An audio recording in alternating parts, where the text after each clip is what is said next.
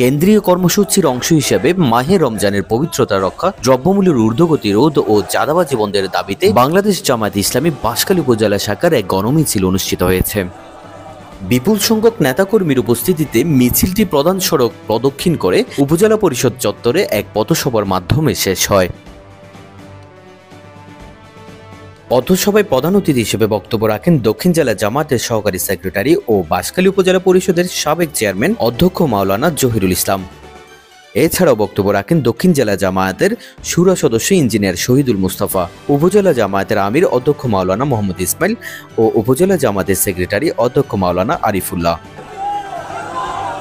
পথসভায় আরও উপস্থিত ছিলেন দক্ষিণ জেলা শ্রমিক কল্যাণ ফেডারেশনের সাধারণ সম্পাদক মোক্তার হোসেন শিকদার, পৌরসভা জামায়াতের আমির মোহাম্মদ আবু তাহের, জিএম সাইফুল ইসলাম সহ উপজেলা পৌরসভা ও বিভিন্ন ইউনিয়নের জামায়াতের নেতৃবৃন্দ।